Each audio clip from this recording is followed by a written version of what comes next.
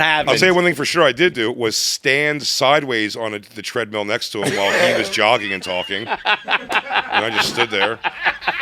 Are you ready for this?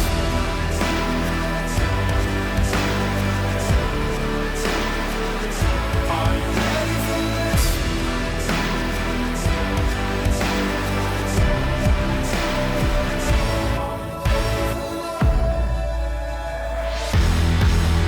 Minneapolis, Buffalo, Detroit, we are coming your way. New tickets on sale for KFC Radio Live, the 2023 tour. One show! The one show tour. Exactly one show. Not zero, not two. One. All tickets available at the KFC Radio social media channels. Go get your tickets today. We're in Dallas tonight, Austin Saturday. Again, I don't know what the ticket levels are. Wilbur, Boston, I don't know. Stamford, Connecticut, I don't know. But the big ones, Buffalo go on sale tomorrow. Detroit, Minneapolis are on sale now. Code KFC. Go get tickets.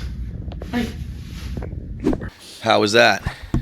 Nashville was good. The Kid Rock jams, always hilarious. That audience. They go hard. It's not that they go hard. It's like they are exactly what you think they Yeah. Like, I have a new thing about not being into politics at all and just not giving a shit. Like, I'll go with whatever you're saying just so we can stop talking about We've it. been doing welcome aboard. Yeah, and I just go, and I said to him, I was like, I don't. But they reacted to every. Like, Wait, you're talking about Kid Rock himself or the audience? Yeah. They reacted to every example thing I would get. You know what I mean? And I mean, like back and forth. That's the whole point. I'm making the thing. I go, I don't give a shit. I'm like, Biden sucks, and they're like, yeah. I'm like, Biden rules, and they're like, boo. No. And I was like, Trump rules. So like, yeah. And Trump sucks. Like, boo. Like, I remember when we were... The point of the joke's usually to get people to be like, who cares about any of it? But they're like, no. Stop. Go. Stop. Go. No. Boo. I remember when we were in Nashville last year and Shane had done that. And he had done his bit about his girlfriend having a Navy SEAL ex-boyfriend. Yeah. That's so good, yeah. And he's like, they all started booing. He's like, all right, 40 minutes of Trump impressions coming up. And then Kid Rock came out and was like, dude, you're killing it. Keep going. Oh, yeah, Kid Rock loved them. That's what we said when we did the thing last time. Before I saw the lineup, I was like, this is the year. Me and Kid Rock are going to become best friends. And then they showed the lineup, and I was like, Shane's there. I'm like, oh, Shane's going to steal him in a second. He did. He's just got more in him than I have. Like, when Kid Rock's like, it's 5 a.m., let's go shoot a water buffalo. I'm like, oh, man. I'm like, I got to go. I knew it was like a match made in heaven when Shane, like the next day, I think we met up with him. He's like, so me and Bob were doing this and that. I was like, all right. That's literally exactly what you're on first name basis. It was you're that call night. him Bobby. He wants you to call him Bobby, but I still am like, Kid Rock. Well, it's weird. If you talk to him, you can't say like Kid, or you can't say Kid Rock. That's weird. You'd be surprised. Yeah, I guess. I just say nothing. I call him Hey or Yo, because I don't want to call him Bobby. And Kid Rock does sound stupid. Yeah. Good. New special, Dog Belly, crushing. Oh, and I have a bone to pick with you from it. Yeah. Yeah, and I've been saving it for this. In it, there's a bit. Where you're talking about blowjobs and all this stuff, and this is gonna heard of them. Those are cool. And you are saying it in a negative fashion, toothy, and I know that is standard. That people think that's. Yes, I don't mind a toothy blowjob. What? You like a little chewing on your wiener? Dude, what does that mean? I don't know if I have an itchy penis. We must have a different definition of like toothy, though. But when a tooth grazes, when it's not biting, not gnawing, obviously, but the I don't mind a little scratching of the peen. Have I got a girl for you? Have I got so many girls for you, bro? Her name is Barb, and she lives upstate. And I used to tell a joke about this Barb years ago because I said she was in her 40s. I was in my early 30s or late 20s. It was a lady I met on the road, and she was like, come around a little bit. And she offered me in a thing like we were hooking up. And she took out my wiener and she said that. She goes, you want a little teeth or a lot of teeth? Those are the only two choices. Option C, please. Can I get no teeth? Something about her teeth. She knew. She goes, look. One way or another. There's no such thing as no teeth. I could hyper-focus on it and make sure there's a little teeth. Medium. Or I could just let it fly the way I normally do and chew on your pecker. How'd it go? I said no teeth. I think she did no teeth. Because she was like, You went off menu like at Chipotle. She had the thing where she was kind of like, okay, like I'm the weird one. Like, all right, I guess just mouth and tongue or whatever. Bro, this is I learned my orange juice with no pulp. your dick into pulp. You can't pose that as I have a bone to pick with you, and then you're the weirdo. that is. Look, a fella likes what he likes. Are you talking like?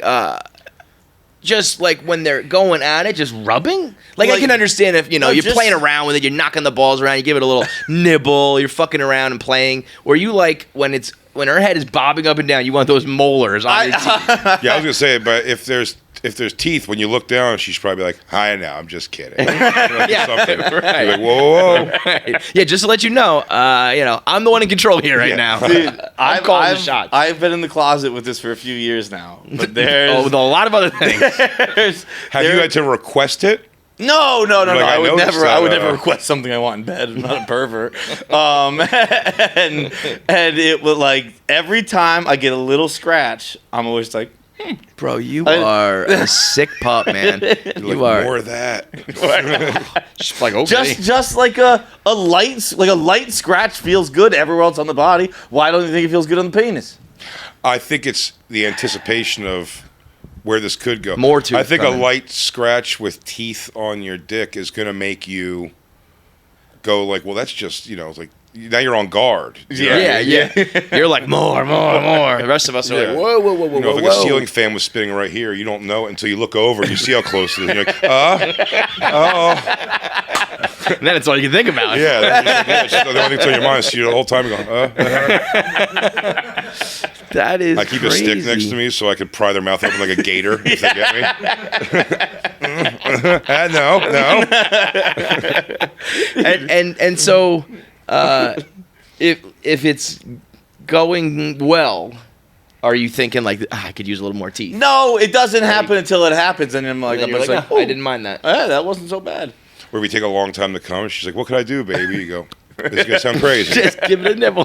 Can you chew on it a little bit? Excuse me? We're just chewing the fat over here. I guess it feels good. Like self-esteem wise, feels good if you're getting a toothy blowjob, right? It feels like your dick is. Oh, it's always accidental. But You know what I mean? Like if you had a super small dick, It's you're like not. she can't open her mouth big enough Right. to not get teeth. Me and my dick is too big for your teeth. I'm not a snake.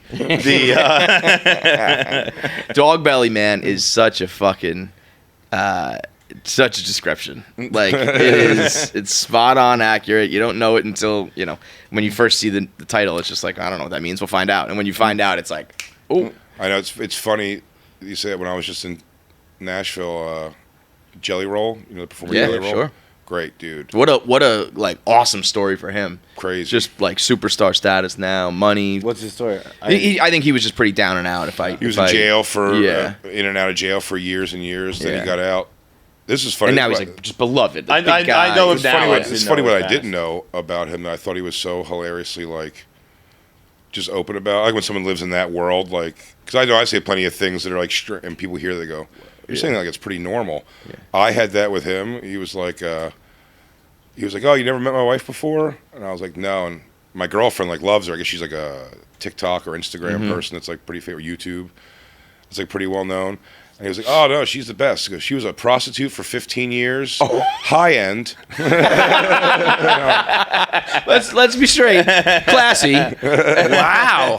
What's funny, like I'm not like it's not even like a how's that possible? It's when someone else says it, you're like, no, I say things like that. You say things like that. Dude, high end. I almost feel like Elliot Spitzer, we're talking. Come on. Yeah, I was gonna say Anthony Weiner. But if it was me, I would also really be like, it should be a high end prostitute. So what, dude? Life happens. You move on. You just like Yeah. You find a way to like make okay like your situation. Yeah. Justify Oh, it. totally. He's like, yeah, man. Look, hey, man. What happened? People go where they go, man. Life is what it is. Everyone's got their journey. Could you like marry or date a girl who's a high end prostitute? Probably. Think so? It would have to be like, what's the downtime like? I don't know if I could do it Currently? Currently? Yeah. But if that was her old life? if it was her 2 weeks ago life. If she was like, you know what I'm saying? Now. Like, yeah, it's Put in almost her a thing. time. Yeah, I That's don't know. actually probably when you want to catch them. That's when you want them. It's like right after they're done. Yeah, Because they're yeah. probably fucking sick of it.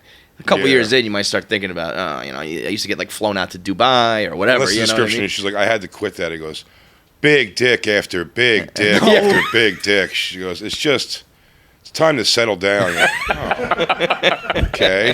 That is, when you are around couples that are that comfortable with their past, I'm like, dude, when I meet a couple, I'm like, you've told her anything Dude, about? Like, she doesn't know I went to high school. Yo, Like, there is nothing I tell these persons. I have no interest in sharing nor receiving. Yeah. I don't want to know any of your tales. I want to just Really? exist Yeah, together. no. That's I'm it. a big You ask like it it? all. Really? because of like weird interest mix. or It's intrigue, a- or you think it's like hot? It's all of it.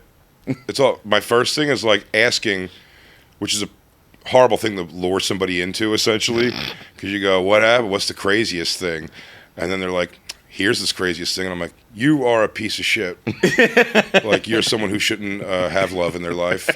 And then once I get past that, then I'm like, "It's actually Pretty hot. cool. Tell me again the thing. You did that? Yeah. You? Yeah. You met See, my mom." I don't even mean mine isn't even sexual. It's sexual as well, but it's everything. I don't want to know anything about your past. I don't know anything about you. I period. judge so quickly. She goes, "Well, actually, I beat cancer when I was." That's enough out of you. All right. What about Kinda, yeah. let's get back to me. She goes, I've been through it in therapy, but my father used to. No.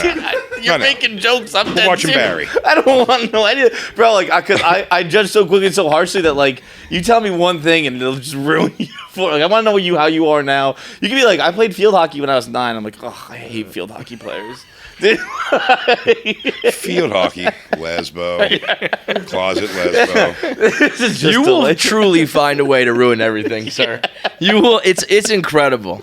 People say that I'm negative, bro. You are. It is insane how much you hate life. Because I haven't I grown cannot at all wait for ever. you to I don't kill believe yourself. people grow. When so- you kill yourself, I'm gonna throw a fucking party, bro. Oh, you think it's still them? Yeah, right. No matter what right. they say? It's like, Yeah. oh, I used to like the worst music when I was 7. And I'm like, oh, I bet you still do. This is like part of you still wishes that fucking. Meanwhile, you are just a Like, picture of we were listening cool. to Shaggy right now. Or Hey. then they'll tell. Hey. Oh, You had a run there. Yeah. You had Oh, a couple yeah. singles. they tell you everything too, and like it's like that's the old me. Like you will still accuse them of it today. 100%. Do you know what I mean? Like A tiger can't change his stripes. You know what I mean? You're a high-end prostitute for 15 years. You know. it's probably being a high. Yeah, it's funny though that if your one thing is the thing that always comes up though. Do you know what I mean? Like in the morning, you're like, I know she woke up before me. Are you high-end prostituting again? Yeah. Everything is. I'm still in my pajamas downstairs. He goes, I know, but I was asleep must about have an extra 45 minutes there. I didn't happen to high-end prostitute while I was gone, did you? High-end does somehow, like, ease the blow a little bit, though, you're saying. Yo, It's no, high-end pro- absolutely. He goes, I swear she to was God. a hooker, and you're like, no, not some, like, street-walking pig who just Yeah, blew no. anyone for $5. She blew a couple guys for lots of money. I don't think that Apologies. that's crazy. I think that's something I could spin that into hot. Like I could be like, oh, that's pretty hot. Oh. Because first of all, What about a current OnlyFans account that's making money Yeah, enough tons of money. that's like feeding the family? That is the new, the new thing, right? Like, can you be with a girl like that? I would give it a whirl and give it my best shot. I don't think I'd have a problem with her. Like, I think I'd have a problem like, oh, you guys knowing. You know Of what course, I mean? no, That's that's the the big problem. thing, yeah. Everyone else Me finding and out. her, it's like we could get into some kinky shit. I can hear the stories that'll turn me on. You're making money. You're happy. Whatever. We have our agreement on what you can and can't do. All that.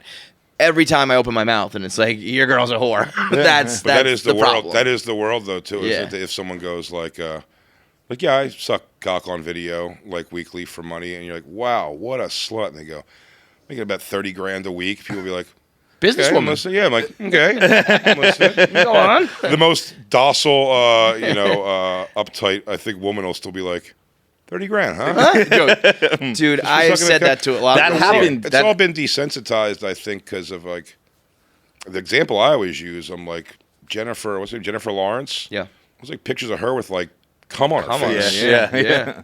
Still get movie roles. No, Totally. She's still But there's like also a a thing. sweetheart. There's also a thing though about like her putting that out versus like she got kind of fucked over. Yeah. Totally. Yeah. That is Releasing it, which is a there big is part a of the big thing. part of it. But there is also something to it that just goes like, I never would have thought Jennifer Lawrence was a load on the face gal. Which you end up realizing is like most of these people are. You know what I mean? No, for sure. Listen, that's got a the impressed nature I have with Pete Davidson isn't that he's getting them. Do you know what I mean? Like the famous and the famous. It's that like I've spent time with Pete. You know what I mean? I know Pete in a way that I'm just like, dude, like, what was your thing the first time Kim Kardashian like bends over and pulls her panties down? Are you behind her? Just like yeah, right. You know, like, just a regular person in the world, pretty girl gets naked in front of you. And you're like, excited. what? Yeah. I'm like, well, now he's got to be used to it. But yeah, that first time, whether it's Ariana Grande or whoever it was, he had to be like, holy fucking shit. Right. I guess. I don't know. Was he always that way with chicks? Like, I mean, I'm sure he did maybe well, it's just like that kind of like the dippy. Kind of like falls. I mean, that character on SNL he did was like basically based off of that. Falls you know into what I mean? Yeah, they're just backwards. like, I need to suck your dick. He goes, okay, Kate Beckinsale. Dude, that Kate Beckinsale is like. Speaking of Pete, did you see this? The he got done dirty last night on Twitter. He was at the Knicks game on Sunday, and he's obviously getting mobbed as they're all walking out of the arena, and being like super gracious, taking 1,000 selfies, people screaming. He's taking the new shit is you got to take the person's phone and take the selfie with them and hand their phone back. And there's this dude. Let me just pull it up for you. He looks like fucking Bernie Madoff. I don't know if you remember that old guy. Sure. And he is like. I got a loan from that guy. Have people forgotten Bernie Madoff? He goes, I got a subprime mortgage from that guy. Why? Is there news on him? So the first video that got released was this, and it just says Pete pushes away a fan at a Knicks game. And first of all, it's relatively harmless. I'm trying to see where's Pete. Oh, sorry. So he okay, I see. Yeah. He just shoves him quick, like, get the fuck off me, right? Which in and of itself, I don't think is that bad. Then you see the full fucking version, and like as he's taking 1,000 other selfies, this dude is resting his head on his shoulder and putting his arm around him. And I think at one point he leans in to kiss him. Really? And Pete just keeps being like, all right. And then eventually he's like, get the fuck off of me. Yeah, literally. Yeah, on top of being a weirdo and invading personal space, he's ruining all the pictures. It is funny how excited the kids are to meet him. Get the fuck out of here. Yeah. Yo, that is I did think that was funny too. You're looking at a bunch of like, I don't know, 15-year-old boys or some shit. They seem younger than that. Yeah, are they? I don't know my young boys. Can I smell your wiener? Can I suck your 2 fingers? Mr. Davidson. When he started that run, like, were you guys all still friendly and talking to him, or? Oh yeah. We went to. He invited us one time. Me and Christine, my girlfriend, went over to when him and Ariana Grande first got their place. It was interesting. You did a little double date with him and her? No, I probably thought it was going to be more of like the 4 of us hanging out. When we got there, it was like in-house tattoos happening and all kinds of like. Get the fuck out. But it was cool in its own way. It was like young people with bottomless money, like seeing how it is. I felt so old. I'm sure. I walked in there. I'm like, this is great. I'm like, hey, this is all Ariana's friends. We're all getting tattooed. And then the best was in the middle of all that, just in the corner, Joey Gay. You know his buddy Joey Gay? No, he's a comedian. He's like a 50-year-old comedian. The guy that hangs with Pete. He's like, hey. As we're walking back, I'm like, we're old. And then there's like a 50-year-old guy like, hey, what are you here to do? He's catching that spillover. For real, Joey Gay must be living it. It's. I mean, I cannot even imagine that whirlwind that he was living, or still is. But there was a time where I it don't was like envy a the year world straight. very much at all. I mean, no. like the individual moments, of course you do. Yeah, we'd all love to fuck Kim Kardashian. I would. We'd all the thing. I just went on the record. I would love to fuck Kim Kardashian. Of course, we'd all love to. I don't know if I'd love a 4-hour private plane ride to somewhere with her though. Yeah, you know what I mean, I just wouldn't know what to do. Like again, that's what is most impressive about Pete's thing. It's like somehow he's been able to like we're equals, we're a couple, and we're out and about. Do you know what I mean? Yeah. The private plane ride is interesting. Could you imagine going to Kim Kardashian, like if she was like talking a lot in a thing, like, babe, Baby. Take it easy on the drinking. These Pipe are, down, these baby. are my friends today. There Like, you go. fucking We're just become a dick too. It goes, okay, men are talking. She's fine. She's fine. She's fine. Why don't you go grab us something to drink? What? The fellas. Come back. You call this a Tom Collins? You fat ass bitch. Dude, the private Pete's planes, okay. He's just stressed out from work. I never thought of it until you just said it. A private plane might fucking suck if you're heading on vacation with your family or your significant other. Because the nice part of a plane is when you get on and you can be like, it's just understood, like headphones. Yeah. Headphones. On a private plane, you're kind of a you're dick. also if like it's in like public, so you're like, you can't talk too loudly. You know, there's other Yeah, people you're- around. It's all just I'm watching the movie or I got my music in, and if we do talk, it's a quick whisper, 2 seconds, and then that's it. it's like that Louis joke where you're talking about like that's my vacation to walk around the Yeah, car. Like my yeah. vacation's the plane ride. Yeah. It's I've like- done private with a few people, like through the Oddball tour with Schumer. Like she was able to get me on that. Yeah. And one time with Bert Kreischer on his tour. And yeah, you're right. You can't put on your headphones and check out. No, because then You you're can't then sleep. you're an There's asshole. only like 8 of you, and everyone knows each other usually in some capacity. And then I'm blown away by the fact that we're even in this thing, and it's okay. And so that's what ends up happening the rest of the time. Everyone else is like dancing the music and doing things you can't only do on a plane, and I just keep sitting in a chair going like, "It's crazy. This is nuts." I ask questions. I go, "Why is it faster?" They go, "We're flying higher." I go, "It's crazy." And I'm like, "Can we have these fun-size almond joys? Like, whatever you want, man." Can I get those little wings that I can stick on at the end? There's always stories of every plane because it's like someone's plane. Yeah, This is yeah. Dr. Phil's plane. Like, and I start judging that. I go, "Yeah, it looks like a therapist plane." Just go around gauging the room. That's big money. That's when you know you have when you have your own jet. It's one thing if you charter them and go to companies and shit. If you have a jet, I think it's like Fuck yeah. tour bus ownership, though. I think the idea of it is like You- most of you the time do you're rent it out. leasing it out. Yeah. Or, so it's like a renting it business out, thing. Yeah. which does make sense, I guess. But like, I don't know, something about like I want the private plane like experience of like, can we just walk right onto the plane Yeah. like from outside and get Yes. off of it and be back outside That's again? the beauty. And I was like, but can it also just be a regular commercial plane? Yeah. And really, it's When are we gonna just relax with the security? It's been a while. Yeah, It's been a while since I think Dave had the idea a long time ago where it's like you can either go the risk plane, right? Yeah, you Yeah. can just take you can. There's What this do you plane. think of This this? plane didn't have security. This plane did. It's You up can to wait you. in line if you want. Yeah. This might have a bomb on it. yeah. I'd We probably didn't take check, that. You but go, you're "Do I gonna wanna get out of sleep?" here in an hour. I would ride the full checkpoint one in the mornings. On off hour, like afternoon ones, I'll take the risk one. I just gotta be amped up to fight an Arab.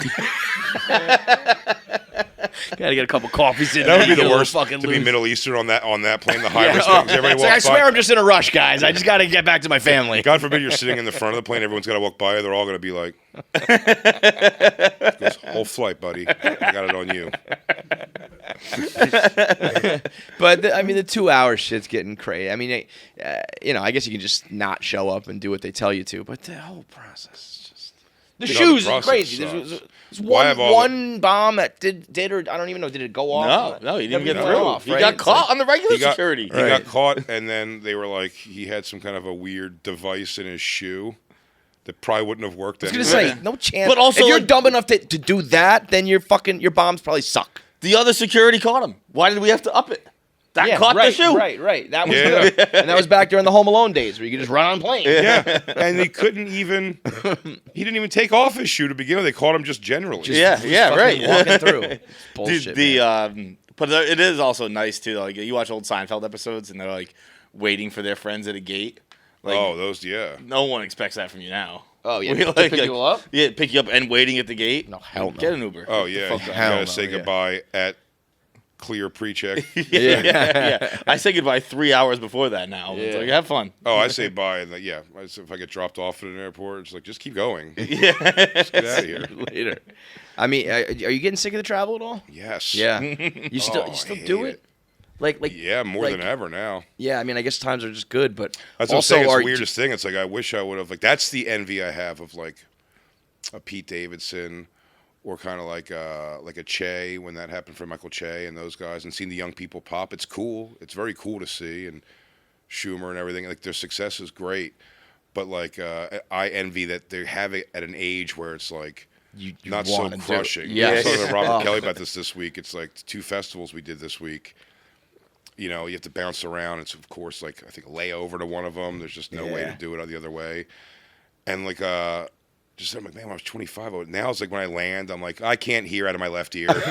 Bro, when I went to Amsterdam, my feet swelled up like yeah. big. I couldn't walk. I was like, what is out, this? He goes, I have to say words like sciatica now. My sciatic nerve's bothering me. And none of these, when I was younger, dude, I couldn't have waited to go. Also, when I was younger, they'd have been like, yeah, we can give you the gig, but it's like 7 days, 13 shows. And I'm like, perfect. Can't wait. I can stay at a hotel and eat Panda Express for 13 days. Nashville and Moon Tower are both this week? Yeah, they're both this week. Yeah. Is it always like that? It is now. The last 2 years, they've gone over each other because they do 2 weeks of Moon Tower now. Oh, Jay okay. Just for Laughs bought it. And then the Nashville is just the 1 week. Yeah. But the Nashville one, they're both fun. I mean, Yeah, they're and both like fun we their were own at the way. Nashville one last year. It was awesome. Yeah, Nashville's great. It's a Kid Rock comedy jam. We didn't shoot guns the way I thought we were. We tried to, after the show, me and Robert Kelly, like we were at the after party thing at his bar. Mm-hmm. And we were there for like 20 minutes. And then we're like, all right, let's get out of here. Like, let's go say goodbye to Kid Rock. And I did. Bobby took a picture of me. He should have taken a video, but Bobby was so disappointed in me because when I went to say goodbye to him, Kid Rock, I was like, hey, man, thank you again for having me on the show, a second year, and blah, blah, blah. And he goes, come here for a minute. And I kind of walked through the circle of people to go with him. And then Bobby just watched me give him 5 minutes of the least toothy blowjob. I mean, I could have been, I went through all of them. I go, 1999 Summer Sanitarium Tour. Powerman 5000. And you played every instrument on the stage. And luckily, I think he was drunk enough to be like, oh, here's a crazy thing that happened there. And then I would, as soon as he finished, I go, and then in Sturgis, one time I saw Chris you. Farley when you shit. did I really did the Chris Farley show. And he's like, okay. We were in Nashville. That was 2 years ago, 3 years ago, whatever it was. Was it? No, It wasn't last year, no. yeah, it was. Sure it was. Because that's when we planned a thing with Bert. Oh, right, yeah. And 3 years ago. You're an idiot. I don't know time. I don't even know what day it is. But we were getting dinner with the Vrabels, and he was telling us a story about how during the pandemic they had gone to see like a private Blake Shelton show, maybe, or something like that. Oh yeah, on Broadway, and it was like masks and everyone was separated and all this stuff. Dead. And then they looked across the street and Kid Rock's bar had never shut down. And he's like, motherfuckers just hanging out the windows, like partying hard. I guess Kid Rock just paid the fine. He just paid the fine every day to stay open. Like, really? He got fined every day and was just like, just fuck goes it. late. Kept running. Doesn't give a fuck. They were like, I when we left that thing, it's funny again, that's age hitting where you don't even have like the FOMO of it. Like someone sent me a thing, a video, they're like, dude, you guys left early. He goes, this is 2:30 in the morning, and it's like Kid Rock on stage, like, lean on me when you're on. I'm like, I'm all right. I'm good. I'm good. Also, when it's like, oh man, I just left. It's like, bro, I was gone at like 10. Yeah. There was no chance I was making it until 10:30. Like, dude, that was 2 more hours. I've already told him about every time I've ever seen him live. What's left to talk about? I already informed him of all the tours he's been on that I've seen. He gave me a little doodad on each one, and then we moved on. Dude, even here, like, I see some of the kids who are like 25 doing now, and now that Barstool is what it is. Because when I was that age, we were growing it, and that was cool in its own right. But there were the highest level of perk was like you get some free beers at the bar. Yeah. And now it's like, we'll fly you out private to like the festival and put you up in a hotel and blah blah blah blah. And I'm like, oh, it's like Billy Madison. I'm like, I don't think you kids realize what you've got. Oh yeah, that's when I went on that first one. That's what I've noticed with a lot. I think Pete had that. I think Schumer's had this too. I've gotten to watch it. I'm pretty impressed by it. It's probably part of the reason why like success kind of happens. Like they don't seem blown away by the like holy shit of the situation. It's one thing I've always like. Sal, You're saying the really famous people aren't like impressed by it? maybe they were at a point, but Right. like because I'm seeing them in it already. Yeah. But it's interesting to have like Sal Volcano from the Practical Jokers. You know what I mean? Like and again, we're close friends, so it's probably why I see that side more. But he's definitely has like that kind of feeling of like, this is crazy, isn't it? Yeah. Like, isn't this nuts? I think that's good. Like, we're here. I think it's a good thing to have too. What I thought was interesting was coming back on that private jet. It was like Aziz and Amy. This isn't even a shit talk on them. It's great. Yeah. Aziz and Amy were just like partying is the another wrong dance word, floor. but just like dancing, the music, and yeah. like ordering this and what they do. that. Yeah, and I was just like, I don't know. I was really sitting there. I was like, are we allowed to stand? We can. Like it seems so weird. Like, do they need to know I'm here? And I was impressed. I'm like, wow. Like the thing of just, it's like, yeah, this is what happens. Yeah. Man. Like, you're in Well, you're in I entertainment, can man. You're in understand. showbiz, and I'm like. That's not the kind of showbiz I was in for the past 20 years. The different world, dude. You still have, I think, honest to God, one of my favorite stories ever told on this podcast. And I tell, like, anytime someone mentions Big J, I'm like, Big J told the funniest fucking story when you were in Philly and you were like driving. I already know what you're gonna say. You were like driving. You were kids in costume for parties, yeah. and then also like at night that was like you were Strippers. driving around strippers, and I think you dressed up as Winnie the Pooh. Yep. And Yeah. dude, that is With two babies. Yep. For two babies and an angry family who did not want. so to be like this is And the then want me showbiz there. I know. Yeah, Like, it's not I'm dressed private up as jet. Winnie the Pooh. Dressed to the Chronic, dance to the And Chronic. it's also like you said, it's like doing that while doing comedy because you're like, well, I have to make money, right. so I got to do that if I'm ever going to get on that private jet, you know. And I'm sure everyone has stories like that, not to that extent, but to, like, Amy Schumer could tell you sometime before she was on private jets. Of course. Are you cool with yeah. her? Huh? You cool with Amy? Yeah. Yeah. Yeah. No, she's been like. Amy's been good to me through my career. As far as again, it's personal. Like she was kind of the first generation of comics that were younger than me. Mm-hmm.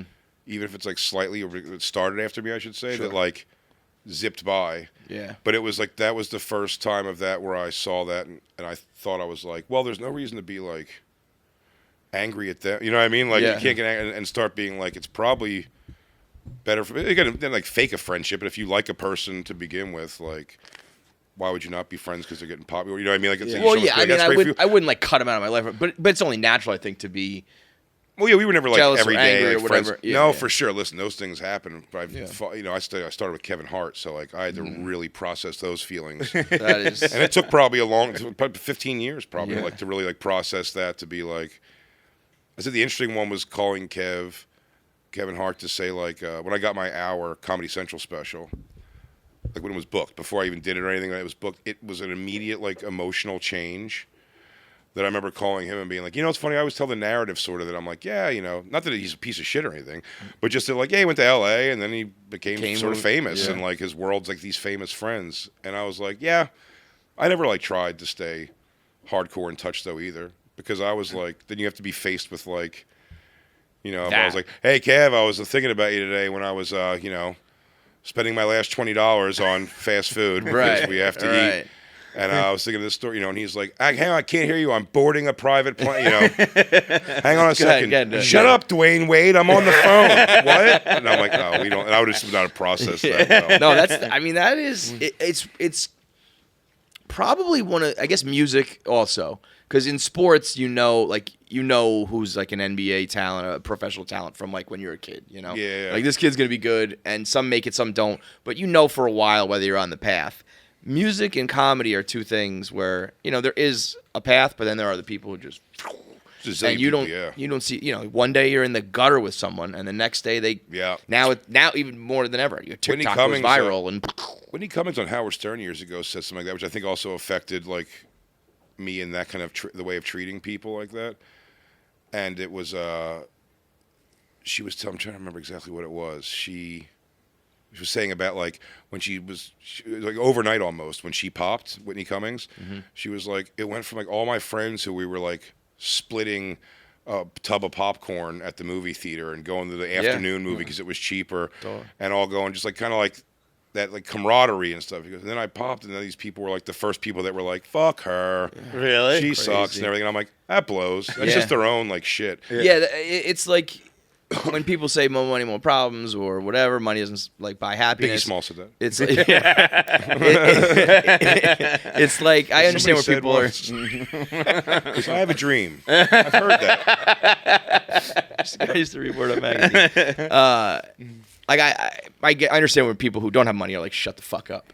But it's also like, what, you can't understand that there's another set of problems that comes with the money? Like, of course, is that there is, so for hard sure. for you to imagine that like it's easier over here, but maybe harder over here? That's Well, just the fact that the last few years have gone like much better for my most successful years in comedy. It does bring its own batch of like shit. Yeah, you have to like, oh no. Now more people need it also somehow. it really is, man. Bills grow and Yeah. problems with people who used to be close. Like, Also, and again, I wouldn't trade it. Like, yeah, I would rather that than not being able to eat. For sure, of course. But it's not that it's all roses. But in a situation I'm in too, is that like you almost have, again, when it kind of happens, like I was like 40 or something, you know what I mean, where you start having some money. It's that age. You have to kind of go, like you're going to rush backwards. You're like, okay, man, like I got to buy a house. You know what I mean? It's like I'm 45 now. Dude, it's I just insane. did it I've right never now. even thought about buying a house until now. And that's like a wild thing. Did I tell you guys last time I was here? I know I've told on things, but about like seeing someone else's success. Did I tell you that going to visit Kevin Hart in Sacramento? I've told this, but I'll do it fast because it's a joke without having the right. It's a joke without having the right anything. I was in. The first time ever, this is years ago now, but the first time ever headlining Sacramento Punchline. And I forget exactly which direction this was, but me or Kevin Hart, one of us saw the other person was in town. He was playing the Arco Arena. I was doing 7 shows in 3 days at whatever, Punchline, or 4 days. But I was excited about it. I was like, oh, headlining the Punchline. I've opened here before, so this is great. I'm making making $1,000 or whatever it is. I was like, this is awesome. Hotel. There's a Chili's across the street. Like, nothing could have been going better for me. And he goes, I think Kevin was like, come over and hang out. Like, come to the hotel and hang out. And I was like, okay. And I jumped. You think he would have sent me a car. But I jumped in a cab. And the cab driver just goes, hey, are you switching hotels? Like, I didn't see you don't have any bags, but you're going from one hotel to the other. It was a little invasive in hindsight. But I go, shut the fuck up and drive. Like, yeah, head around. I go, but I was like, a part of me is kind of like, oh, this guy is gonna blow his mind. Yeah. When I tell him, you're driving me to go see Kevin. So I give him like the whole spiel of like, yeah, I'm a comedian. And I'm here doing the Punchline, all these shows. And I started comedy with Kevin Hart. And Kevin Hart's in town. And he's like, oh, yeah, he's playing the arena. I'm like, yeah, so we're going to go just catch up and hang out. And he starts asking me a bunch of questions about being a comedian and stuff. And how, this and that. And you're out here, you're headlining it. And, yep, I'm feeling good. And he goes, wow, that's cool. He goes, do you think I can get tickets? And I was like, yeah, dude, I'll get you tickets. Like, what do you... Let me know what show you want to come to. He goes, there's more than one show? And I'm almost in my head going I think I said I'm doing 7 shows already. Oh, no. And I was like, yeah, there's like 7 shows. He goes, oh, no, I meant for like the Kevin Hart show. And I was like, no. I was like, no, dude, I don't like no, I can't. And he was like, oh, sorry. And then it was just like an awkward, kind of silent rest of the drive. Then when I'm getting out of the cab, he goes, take my card. He goes, it's hard to get a cab out here. This was before Uber was everywhere. He goes, take my card. It's hard to get a cab out here. Give me a 5-minute heads up, and I'll come by and take you back. And I was like, okay. And then I went to meet Kev was in. He goes, hey, I'm in the gym at the hotel, which for whatever reason had its own entrance outside. I've never seen that. Usually the gym's in the hotel somewhere. It's like like halfway down the other block. And I stood there. That's the other thing too. So Kev's tiny and he's working out. Looks fantastic. I'm just standing in the gym while he worked out? He didn't tell me I was coming over for a work. He goes, "Come to the hotel." So I was standing close. I mean, everything from outside shot. And I might just be remembering this because it's funny and didn't happen, or I said it, or did I? I may have held his ankles while he did the sit-ups or something. Outside shot. I don't know if I'm remembering that because it's like a funny thing I've said or if I did it. Let's do it. Yeah, that happened. I'll tell you one thing for sure I did do was stand sideways on the treadmill next to him while he was jogging and talking. And I just stood there. You didn't even put out a slow walk? I said my stage clothes. I I was in my stage shorts and sweatshirt. Bro, you at least got to hit like a 3 incline on 1 speed. Something. Anything. Grab a 5-pounder and just do this like an old lady. Grunt a couple times. Yeah, that. Or just one push benches or something. I'm just going to do high weight, low rep. Nope. I sat there and talked to him while he worked out. And they weren't all like conversational workout conducive movements. You know what I mean? You can't like do chin ups and chat. Talk, yeah. So I sit there with How long does this go on for? 20, 30 minutes. Oh my. Yeah, enough. So then he goes, let's go upstairs. And I go, okay. We walk out of the gym. It's a half a block. We walk. It shuts the city down. Yeah. And he didn't have any security or anything with him either. He was just doing it by himself. But we're walking, and I mean, people out of buildings, car stop. It's just nuts. 30 people, like, and then it's half a block. Like 30 people are like alerted just by seeing him, right, and losing their minds. Then I'm also getting upset because I'm like, they're not. No one's going. It's Big J and Kevin Hart. They're genuinely going. That's the guy who makes sure we don't kidnap. Kevin Hart. That's all it looked like. And we go up to the hotel. I just saw that guy benching 240 once. So we go upstairs to the room, and the rooms, all his boys are up there, and they're playing video games, and there's literally like 5 trays of lobster. Oh my god! Like lobster shells at this point now. Yeah. And I'm like, wow. And he goes, "You want a lobster, man?" He goes, "We can get you a lobster." I'm like, I'm okay.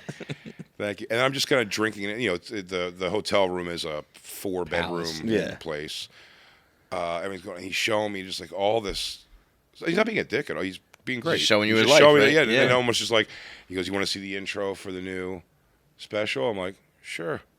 It's going to be on, this was one of the first one going to the theater, I think. And he's like, yeah, look at this. And it was like the pyro going off, like fire, and he's showing the stage. It's gonna like shoot him out of the ground and everything. And I'm like, okay.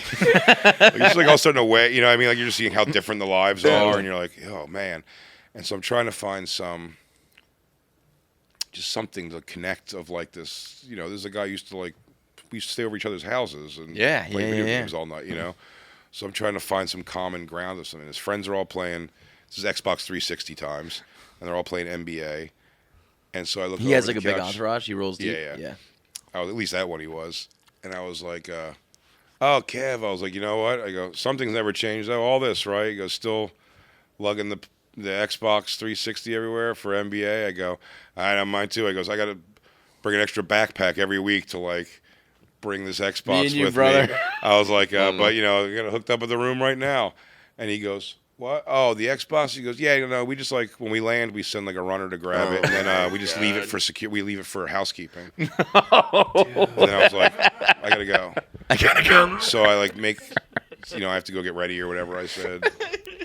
And I leave, I call the guy. And I'm just like stressing, so I'm just like, again, it's not like, fuck Kev. It's just like, I have done nothing. Like, I have achieved nothing. I am no one. Yeah. I was like, the thing I felt great about flying out there, now I'm just like, asshole doing 7 shows for whatever, $800 or whatever. Bringing your own Xbox like a fucking loser. Yeah, guys, carrying it around like an asshole. It's my shoulders are sore. And I'm just and I call the guy to pick me up. He picks me up, and right away he's doing like the "How was it?" kind of thing, and you're like, "It was fine." And I'm like, "Stop talking to me like I just want to make a wish. Like I just I know him."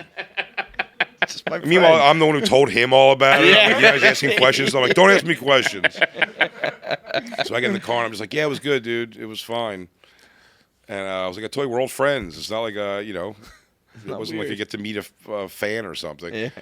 And he was like, yeah. He goes, but I gotta say too, man, I really feel like an asshole. This is the driver, for that asking for Kevin Hart tickets. He goes, and maybe it's too late. He's like, but if I would really love, like if the offer's still on the table, I'd love to come see one of your shows for sure. And I was like, yeah, sure, I'll get you taken care of. And he was like, yeah. And then he starts like the oversell of just like, He's like, "Oh man, can we take a picture after the show? Like, I'm God. bringing my girl. Like, my girl's gonna be blown away that I know the comedian. You're gonna be up there." I'm like, "Yeah, I know that guy." He's like, he's a weird guy already, so he's being kind of like over dramatic about the whole thing, how great it's gonna be. He's like, "There's food there and stuff." Yeah, they got food. He goes, "Oh, dude, this is what do you think I should come to?" I go, "I think the late shows are always whatever you want to come to, though. I'll get you taken care of." And he's like, "Oh, this is gonna be great." And then another like 15, 20 minutes of silence for the rest of the ride, and we pull up to the hotel that I'm in, which, by the way, also a shitty hotel. We pull up to the hotel, and I'm like, "All right, cool, man." And I start getting out of the car and realizing he's not like, as I need to get his information. So I go, "Hey, you want to give me your info so I can make sure I get you tickets?" And he just looks back and he goes, "I'll be honest, man, I'm not going to come." And I said I had to go inside and call my mom. I was like, "I just saw Kev's thing, and he's so big and so big, and this guy says to me, I'm a failure, and I should have went to college. You're right." I'll be honest. I respect the honesty. Dude, I had But the car. god damn, that's fucking tough. That's Just fucking. like, That's just I said, rude. all you take to this, he goes, he thought I was such a doof that he was like, let me make this kid feel better. Yeah, let about me his break shitty this life. guy off And some then at the very end, he crumbs. goes, "I don't care. I don't care to see you at all." There's probably, and by the way, to his credit, he has an argument. Goes, "That guy wasn't funny in the cab at all once." All he did was He talk bragged about what he Kevin was Hart. doing, talked about Kevin Hart, wouldn't get me tickets. That guy And then he sucks. got all sad when I didn't want to come to his show, so then I told him I would come, and then he seems all bitchy when he gets out. That guy thinks I suck. He went from thinking you were Kevin Hart's Make-A-Wish to his own. He's like, I gotta brighten up this little I guy's gotta make day. this kid feel better. He looks sad. "Hey, I'll come to your show, stupid." Really? No. the fuck out of here. Yeah, my biological father and that guy are the two people who have done that to me. I'll be there. Wait outside. And I finally have to go to the club, and he goes, "Did a cab driver come in here and say he was on the list?" Maybe he was just kidding. Maybe he's still coming. Keep the same hope. Tomorrow. The 7th show. He'll be there. He'll be He's there. busy. He's got a lot of drives tonight. You're a dad. Your daughter's older, right? Like you had 20. kids when you were young. Yeah. How old were you? I was 24 when she was born. It's yeah. not like crazy young, but it's fucking young. It's young in hindsight. Yeah. Like I'm at 45 now. Like it does show me how young it Dude, actually is. I mean, I find it to be incredibly hard. It's 4 years at older than my this daughter. age. My daughter seems every bit like 20. Like a baby. Yeah, Yeah, like a right. kid. Like if she was like, I'm gonna have a kid now, you'd be like, are you out of your fucking mind? Yeah, I'm like, you're throwing it all away. Yeah. The way I did with you. You know, do you know Casey Neistat, the YouTuber? Oh, yeah. Do you know who he is? He's just like a Nick. I don't even know how you describe him. Just a YouTuber. I don't know what he does. Whatever. He was like the original vlogger, I think. Yeah, basically. Yeah. So he posted the other day. He said, "Happy 25th birthday to my son." I was like, "God damn!" And he goes, "He's now 7 years older than I was when I had him." That seems like a rubbin'. And I was like, when you're already whoa. famous. Yeah. Like, you're 7 years older than I was when, at a time when I got famous. No, when he had him. Oh, how old is he now? I don't know. I mean, he had the kid when he was like 16. So do the math. Wait, no, 18. 25? You know, He was maybe he was 20. Whatever it was like 17, 16 Okay. area. I think I was like, holy fucking shit. I did see it at the Ryman Auditorium. Kid Rock's son, who is an adult, half black, half white, missed opportunity, not named Rap Rock. Come on. You got a half black kid and your Kid Rock. How is your kid's name not Rap Rock? Actually, it should just be Rap Rock. Take the family names. Kid Rock. Kid Rock. This is Rap Rock, my boy. So when you're 24 and you're working Winnie the Pooh jobs and doing comedy and shit like that. Well, that while was you're- done by then. When I was 24, I was just doing stand-up, but I was doing a lot of black circuit comedy stuff still because like it paid better. Yeah. And just kind of bridging those two with the mainstream. It is it's funny. I've said this to my daughter before too, and it's interesting to watch my friends. Most of my friends are fathers now, and they've done it in a very different path. I see the pros and cons of each. Their kids, when they're having kids now, in like the last like 10 years, their kids are having much more like, they're going to this really nice schools they can think about, and they're taking all these classes and jiu-jitsu and all these things. And they're able to do it, and it's not like stressing them out like financially is great. I had the opposite of that, but so it slowed my career down for sure, having a kid that young, because I also was present. Yeah, you're like traveling. I was very there, yeah. And but I mean, not that I didn't want to do those things, but I just wasn't happy. Present. but I'm saying, but in that, it's not even a brag. Like in that presence, definitely like slowed my career down. I think a lot, because I just never did. I was so many years in the comedy before it's only probably been in the last 10 years or so that I can like go to LA and like I know everybody there. I can get on stage, no problem. I can, it's like I'm known for the longest time, because I had friends that were going out there like, I'm just going to couch surf for pilot season. Totally. I'm going to go on the thing, and you're like, yeah, I can't just go somewhere and only spend money. Like I have to like be making money if I'm going. But now having her at 45, which I know isn't old, and for her being like 20, it's it's its own set of worries, obviously. But she is a good kid, and like now it's you like can do what the fuck you want. Yeah, and I have friends now that are still like, I got the kids tomorrow, and you're like, idiot. Yeah. Are you too old to say something like that? That's the Bargatze has stuff about that like watching Teen Mom. He's like, these kids got to figure it out. Like, they're done. They're wrapped up. It sucks like, for a little while, but if I had a kid by the time when I was a teenager, like she'd be out of the house by now. He's like, that is. Yeah, I mean, my I've daughter said a lives in her million own times place. before. It's like you give up basically all your 30s and most of your 40s, and then even when you're like in your 50s, if you have it like at traditional times, you're still like worried about them. Maybe you're putting them through college, or they're out of college, and you still have to pay for them. Whatever. Those are like the years of your life that you're working, you make money, you should be doing what you want, and it's like, oh, we'll go on vacation when I'm 65, and I'm like, I can't even walk anymore. So let's just give up the entirety of the middle of our lives when we're making money for these motherfuckers. No. Yeah, do that shit when you're 16, and you're done when you're 32. Whatever, fucking call it a day. So nice. Yeah, I mean that's got to be nice. Because now it's like I call her up and I'm like, yo, let's go see Rage Against the Machine. That's tomorrow. also cool too. Yeah, no, but you can like do shit with them and kind of enjoy. Our success. dad-daughter divide is so firm in the world, though, of what I know it is. Like she now knows that I smoke pot, and I will like smoke in front of her. I know for a fact that she has smoked pot and probably does like once in a while. Not in front of me. Yeah, no. That's I'll do it in front of her line. still, but I'm just kind of like, I just can't see it. I'm already just getting used to, even at 20, I'm just getting used to now, like, her, even if she's she doesn't really do it in her own, like, words, but, like, she'll be like, and then the guy in the store was yelling, like, fuck you to this lady, and I'm like, Isabella. Say the F word. I really do still feel that when she curses, even I'm like, don't curse like that. Is she? She's like, I'm so tired of mom's shit. I'm like, first of all, watch your mouth. Second of all, I agree. What's going on? Yeah, I'm also tired. Me of too. Shit. I have been for a long time. Is she a fan? I always think that's weird. Like my daughter. Of like your work. Like I don't know if we both tell like everyone in our family, and it's different than kids. But I'm always like, don't listen to podcasts. Don't. Just stop. It's not me, and I don't want to talk about it.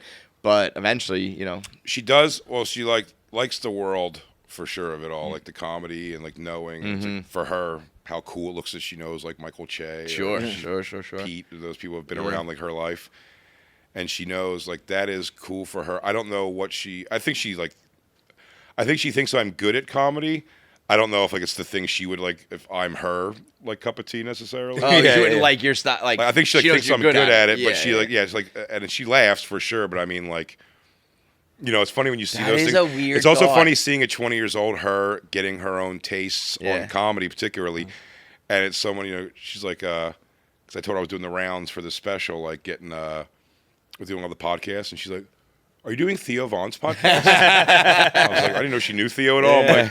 I'm like, yeah, I think at some point. Why? She's like, oh, I was just asking. I go, why? She goes, I just see his clips on like TikTok and stuff. Yeah. Like, you like Theo Vaughn? She's like, yeah. Just quietly, it doesn't want to. I'm like, it's okay. You can like whoever you like. Yeah, but now I what like if Theo. she likes some like trash comedy, some shit that you think is like hack? Would you be like, get Trained her better than that. The problem is when she meets somebody that, like an acquaintance that you like that is a hack, and she's like, I really like so-and-so, and you go, well, I can't shit on that person. I do like them, but like, Isabel, you should have better. Come on, where's your taste? We worked on this. I think Bert's talked about that with his kids. His kids don't really like his comedy, but they love. yeah. Well, you don't like love anything Shane. your dad does, you know Right, what I mean? right, But yeah. even Well, if your dad, Chappelle famously had that thing. It was so funny. Chappelle's like, kids love Kevin Hart. Oh yeah, I don't think he's like that. They're Yeah. like, yeah, that's my dad. Kevin Hart. I can't believe my dad knows Kevin Hart. right. And you could be the fucking, even if you are their type of humor, they're just gonna be like, fuck you, dad. I remember coming into talk about this. You know, one of my things I would always tell about Kev, like the examples of our thing was that at one point when we were younger, he had to put his phone bill in my or his electric bill in my name. Because like it was just way past due, and it was like, let's just start over. And so he put it in my name, and I was like, sure. I didn't have any credit anyway. I'm like, yeah, ruin it. What do I care? So, and I always like pull that thing out. I'm like, yeah, this is a guy who went from like, you know, my electric bill to be in his name to like, you know, he's got a mansion in every state probably. Yeah. He could have. And we had, after the Eagles won the Super Bowl, we had a rare opportunity to have Nick Foles in for the Bonfire Sirius XM show, and I was like, oh my God, yeah, yes, let's have him in for sure. Then they called back and they go, okay, he said he'll do it, but like it's the book he's pushing is like a religious book. Oh boy. He's a religious guy. Yep. He just doesn't want forget the subjects, like no cursing, no blah blah blah. And then my own ego hit where I was like, well, no, I don't want to have him coming because he's going to come in and like not like me, or even if he likes me, he wouldn't like actual me. Yeah. He just like me because I'm like gonna play the game he wants me to play, and I'm like, yeah. I was like, no, actually, let's just not have him in. And then I hung up the phone and I went, oh wait a second. It's the first Eagles Super Bowl That win is true, ever. too. I was like, Yeah. I should bend to this, and Yeah. at least if we talk to him for 15 minutes, Right. let's At have him. least I go, have that actually, moment. is it too late? I go, let's have him in. They go, all right, he'll come in. And I remember we got through the thing. He was great. He was very cool and like fun. I didn't cur. Everything was like fine. And then at the they go, any last things for Nick? And I was like, yeah, I want to ask you this. I go, what was a better feeling? I go, was it that ball like hitting the ground, no flags, all zeros on the scoreboard, and you realize you just won the first Super Bowl in franchise history for the Eagles? Or seeing Kevin Hart get physically removed from the stage for trying to drunkenly get on it. Just a joke, basically, I was saying that. And he goes, oh, man, I was actually so bummed about that. He goes, I really, really wanted to meet Kevin Hart. And I was like, his electric bill used to be my name. And he went, what? And I went, I'm like, I'm the fan. I'm an actual fan. Son of a bitch. I remember just that trail off. I was like, oh, his electric bill used to be my name. I'm like, excuse me? And I went, doesn't matter. Doesn't even matter. You're not gonna believe me anyway. You know Kevin Hart.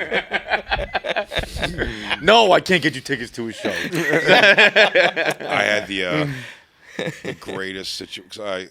I love the Sixers and Eagles. Those are my two teams, the two sports I care about, and I love them. And I would always complain that I go to these games now, and now I'll pay for the tickets, the good tickets. Like I'll sit, I know where I want to sit, behind which bench for which part of the game, and I'll pay for them now. I only go to like 3 a year or something anyway. It's a good amount. And get to, and for football, it's for like the Sixers, and then I get to like one maybe two Eagles games if I can. But I'll pay the money and sit up front. But I also get frustrated that with all the broadcasting I do and things and the stuff I've worn and stories I've told, like my Philly teams give me zero like love from the team. The only person I know, which is awesome, but I know because he was a radio guy or is a radio guy in Philly, is the in-house announcer. His name is Matt Cord. He's the guy that does the color in stadium, which is awesome. And before the games, when we go, he'll let us come down and like watch the practice from the floor, the shoot around before the game. He'll just watch that, and then we go to our seats. It's all nice. I've tried to get season tickets before, like seats that I want, and I could tell like the process is so tedious to get season tickets. At least in Philly, it's like you have to join like a fan club thing and then go on a list. And I remember asking that guy Matt Cord one day if I could. He goes, "Is there anything you could do? I'll pay. I'll pay for seats, but I just want to get like a 10-game package, great seats. I just want to, not think about it anymore." He goes, "Yeah, let me have corporate accounts like reach out to you." And you could tell that when he spoke to them, I could tell by when the guy spoke to me, that when he spoke to them, he goes, "I need you to call a guy because he's looking for season tickets." He goes, "Big J. Okerson." And I could tell the guy he said that to went, "Okay." And just like had no idea who that is. And when I called, I was like, he's like, "Yeah, Matt told me to call you, so you're looking for some season tickets." I went, "Yes, I am." And he goes, "You got to go sign up for the Sixers fan club." And I was like, "No." I was like, "So this isn't a help at all." And I kind of complain. And then when I go to the games and I sit in the seats, I can tell you, if you put on a Sixers, any game, random audience right now on a screen, I will tell you who almost everybody is in the front row. Down from like this guy who wears the sixth man, the old man who always is in trouble in the playoffs for arguing with players. He owns the dorms at University of Pennsylvania. Then it's Shyamalan and his girlfriend on the other side of the scores bench. Or a lawyer named Tom Klein and his child bride who never cares about the game. Phone the whole time. Feet on the floor. Phone the whole time. God Drives damn me it. nuts. So I sit there, and whenever the game's not happening, I gleam at this front row like, one time, they haven't offered me once, just one game. Crazy. They asked me one time, they had me down where I was going to ring the bell before the game. Yeah. Then they go, "Sorry, Vince Papale wants to do it." The fictitious fancy play, that's the guy who got on the Eagles from Invincible. I knew I recognized It's the Invincible, name. which, by the way, that play is not the way it happened. The big thing they show at the end is not how it happened. It was a complete accident, and it worked out. Really? But I think they do it in the movie right after the thing. They show the play like this crazy, awesome, like, whoa, he did it play. The actual play was like pure accident. Something happens. Like the ball just ends up in his hands. Yeah. And no one's paying attention yet, so he's like, and he got in. I think Joe Montana recently said that about Rudy. Where he's like, dude, we didn't lay down our fucking jerseys. Are you for fucking Rudy. crazy? He's like, no one. He's like, maybe a few people in the crowd said Rudy, but no one was chanting Rudy. Yeah, they have to Like, pipe it up for the thing.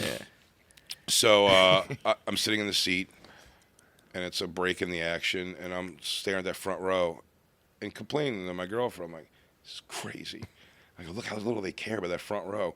And I get no love here at all. And a guy behind me like taps me, and he points up to the screen. And I'm on it. And I hear Matt Cord, the guy I know, go, "Oh, boy, is that him right there? Is that the guy?" And I genuinely sit back like this, and I go. And then it moves. It goes to somebody else. And he goes, "Is that him? How about this guy over here?" And then it just pulls back on another guy. And he goes, "No, there he is. It's our Schick Razors beard of the game." So... Bro, I was like, this is the most depressing so I go, ever. And you I was didn't win? No, I lost.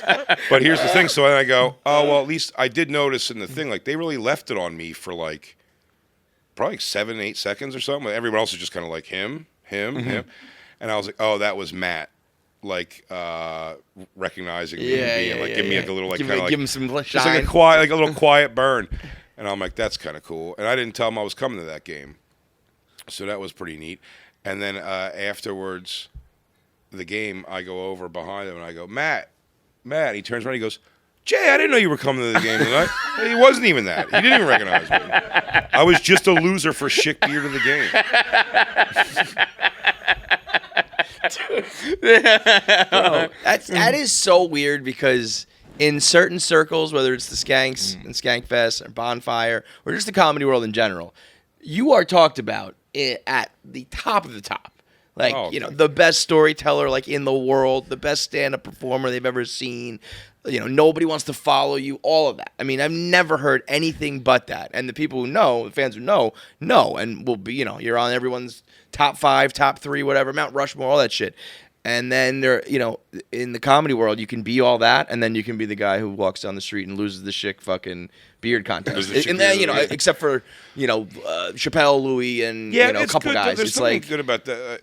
Mike Fenoy is a great comic too. Told me like he made an analogy one time that like kind of eased my mind to also for what it makes me realize more like what I want and what I like. Like I genuinely don't. At this point now, this is like again probably older realizations, but like I don't want to walk down the street and be. I see like Sal Volcano and like what like if we are walking from one place to another, we have to make like genuine decisions on route. Yeah, it's crazy. Walking because you're like and he has to put his hood up, or you're going to be stopped like constantly. Yeah. Not that you don't love the fans. Like, sure, you appreciate that, but it sucks. It's a very very interesting life and on what it is you want. Like I realize now, I want the success, financial, obviously, first and foremost, and you know, respect of like the people you work with and your fans. But he made the analogy to Mike Fenoy, like not everyone's going to be like Guns N' Roses or like the biggest, Taylor Swift and all that stuff. He goes, some people are going to be like, he said Fish and like Grateful Dead. Even though I'm not a fan of like that music necessarily, he's like the thing about the Grateful Dead, like or the Fish, like never a radio song in their entire career, but if they were like, next weekend we're doing 100,000 people field in bumfuck Pennsylvania. It'll be sold out. Totally. And he's like, and you kind of like hoping for. I go, yeah, I would rather have that. Like, I'm fine with my fans knowing me. There is a point where I mean, I go to the airport 3 times at an airport on average. Someone's just kind of like, Big J. When you walk by, you're like, and you're cool. Yeah. And you get a little, or can I come back and take a pic? Like, sure. Yeah. You know what I mean? Like. But it's not that like, feels good, and then I don't that's need to have like I don't have people like holding cameras over people's heads. Like that sucks. And I think there is a point where when you're younger, you say like, oh, I don't want that. I don't want that fame. But yes, you do want it. But then there is a point where it's like, no, I truly don't. I would love the money that comes along with that, but there is that break off point where it's like, all right, I want to make more, and then if it goes to this level and that shit starts happening, I honestly would rather drop back down. But also when you have an audience like that's like core like that, which is and hardcore also like is that they do really know you. They like you really for like the work you do. Yeah. Mm-hmm. And the stuff, whether it be broadcasting, specials, whatever it is, live shows. Like people, like I said, I've said this. I've been guilty of this a lot. I actually talked about this recently. How funny this is. I've never met a celebrity who I am aware of, that when I shake their hand, I don't say, dude, huge fan. And it's disingenuous. Now, it's not really because the idea is, even if I'm not a big fan of Garth Brooks at all. I know the same 4 songs everyone would know about that. I say big fan in the sense of that you do mean it, because what you're saying is like, wow, dude, like you're Garth Brooks. I'm still like I respect your success. Yeah, it's like, wow, you've done a crazy thing, but it's not like the people who will stop me, be it at an airport or a restaurant or anything. They're like, they know more about your life than you. Yeah, exactly. I'm saying they come over. They're like, it's like, hey man, hope the whatever goes good. Hope the Nashville Comedy Festival goes good. Yeah. Did Isabella do good on her finals? Like, I had to get used to that. That particularly was the thing. Goes, Isabella pick a college yet? I'm like, who the fuck are you? And like, you were saying all last week that she was thinking if she was going to go to college or not. And I was like, oh, yeah, I did say that. Thank you for asking. No, not yet. As a matter of fact, no, she was deferred. Thank you, though. Did you ever find that other sock? So do you feel like this new era of comedy has kind of been good for someone like yourself though, in regards of like YouTube? You could just do it on YouTube and blow up. You can. Well, I have so many people like to thank for like just pushing me in that direction too. I was never like social media happened all in my career, so I didn't really know how to do that or handle. My personality was so. A couple times they get me. It was, come on, man, you have to like post things and put your own like voice on. Yeah, this. You don't seem like you're. And then I do. Well, I did, I should say. And then I would do that. And then like, I just hate like by the 3rd comment, it would be like I remember I did a crowd work thing one time, and they're hung up on the most basic part of the opening of the crowd, just to get there. Where are we going to start talking about? I go, Miss, are you with this guy? Like, are you going to hook up with this guy tonight? And she'd be like, no, we're just friends. And I'm like, well, you should say that Did he know that before you handed him the bill? I just watched you hand him the bill. And I'm making a joke about that. And by the third comment, I just see someone go, and I don't like arguing with it because it's stupid. Yeah.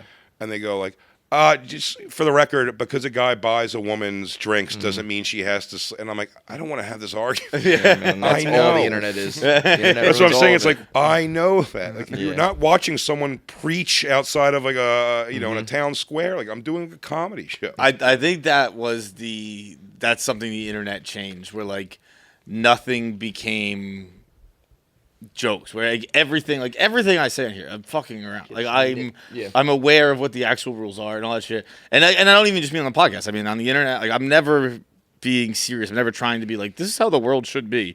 And everyone We're never doing that. Guys. And everyone is just like, no, like they point out those things like that's like, I don't know. You wouldn't walk into like a fucking church and correct the pastor. Like, he's just doing his thing right now. Like that's where he is. Well, the He's spirit doing You're in his the middle of a story at a bar, people standing in a circle, and someone's talking. You wouldn't be like, The spirit of move on and just find what you like is like gone. You have to like, not only that, not like that. You know, it's like you go to like a Vietnamese restaurant, you don't like Vietnamese food, and you write an article going like, "This was disgusting.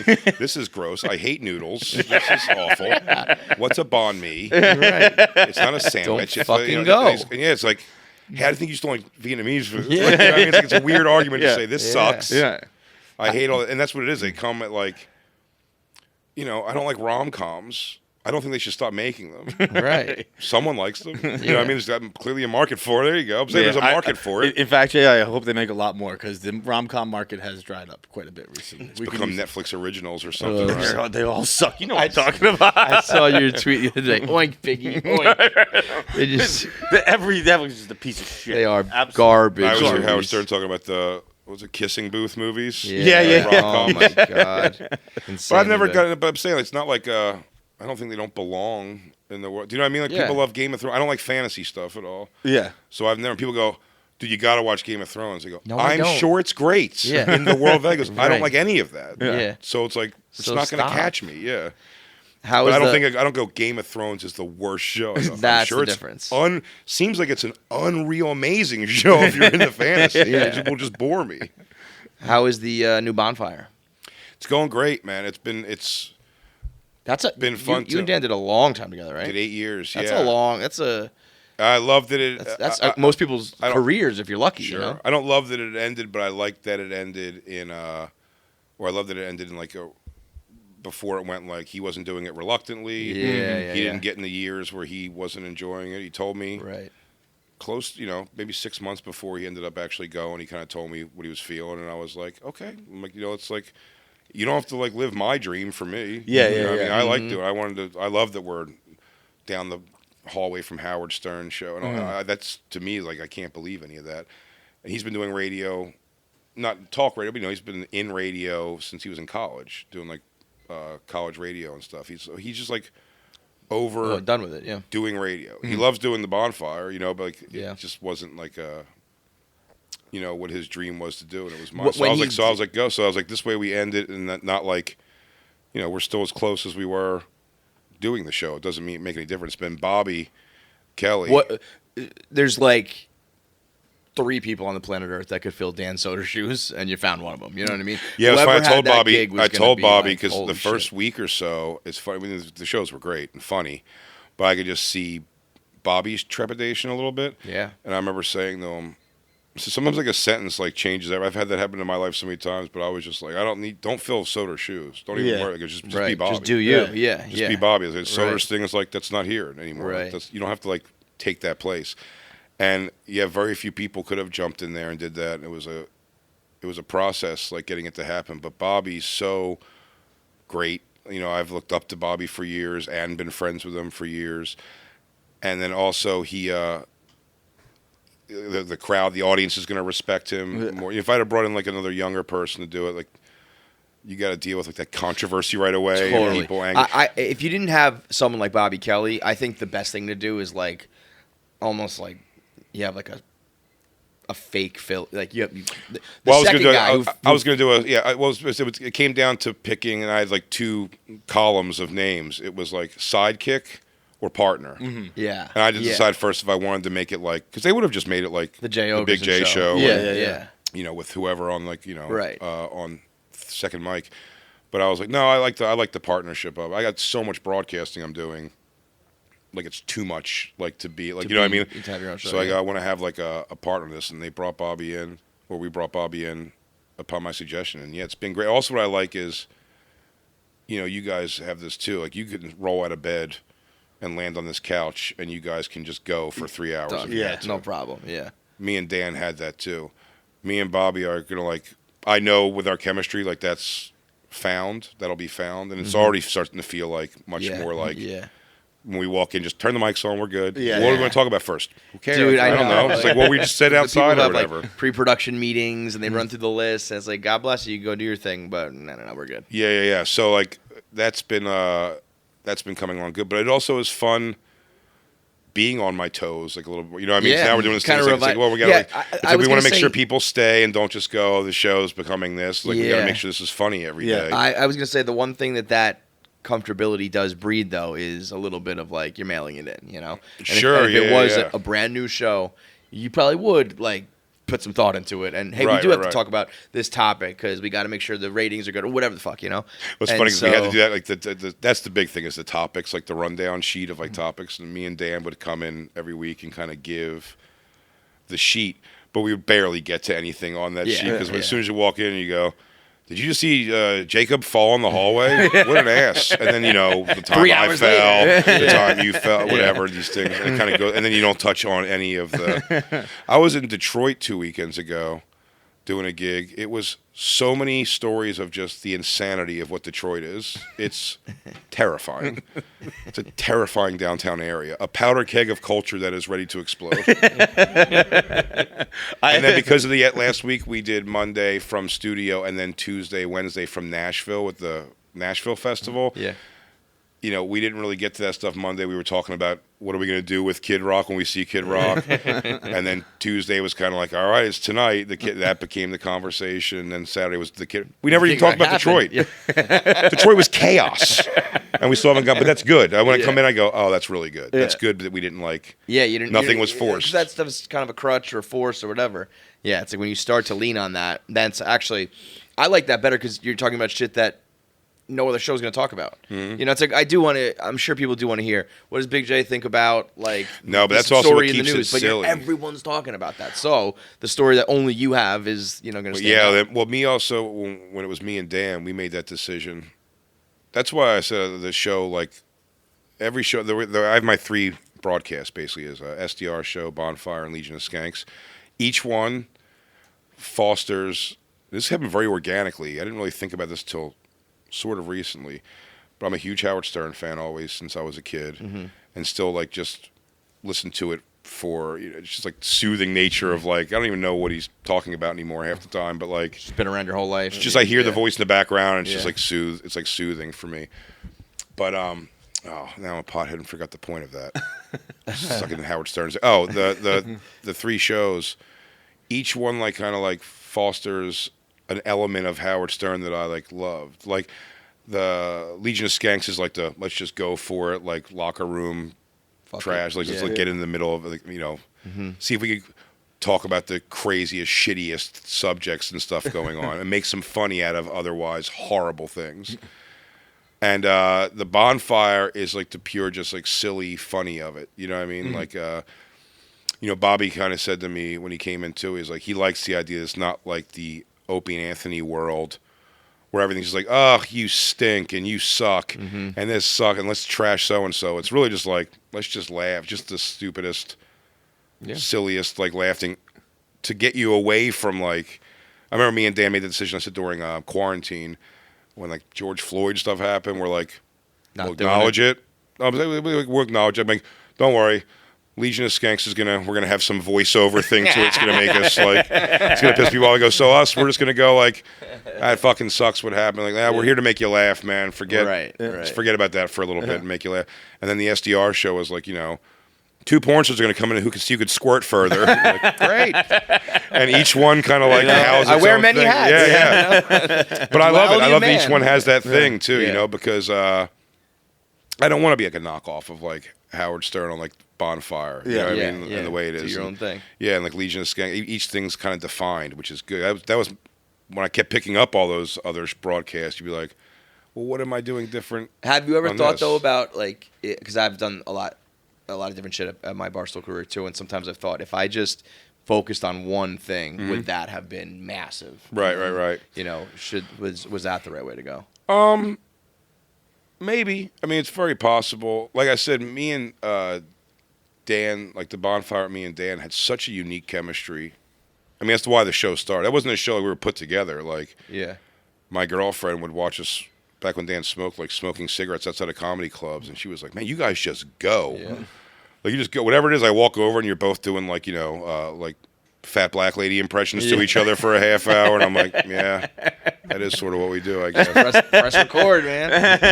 Might as well make money off it. Fuck. And then, but that's what the thing about finding the chemistry. It's so funny is Bobby. The first week Bobby was in, that's why I was like, all right, we have to like talk like during the days and kind of get the thing down because me and Soder, a thing we used to have was do you remember the movie Heat? Of course. With you remember his wife was angry that he was home late, Al Pacino. Yeah. And he starts telling them, he's like, I got a dead body with her parents crying over her. She's a 16-year-old prostitute and her family's in a shame. Sorry if the chicken got dried out. Remember that? So me and Dan would always do a thing like, you know, just describing the situation. You know what I mean? Yeah. Like, I got 3 hours of tunnel traffic going on. A guy's asked me if I want a hot dog while another guy's squeezing me. Sorry if the chicken got dried out. So Bobby, the first week Bobby was in, he was telling a great story. He was like, Patrice tried to swing with me and Dawn one time. He goes, he brought this girl over to my house, and Patrice was dating this big, like, tall, Morgan Freeman looking like lady from like black lady from England. She was tall, she's a big girl. And he's telling the story and he goes, yeah, he brings her over to my house and he goes, then he leaves her there.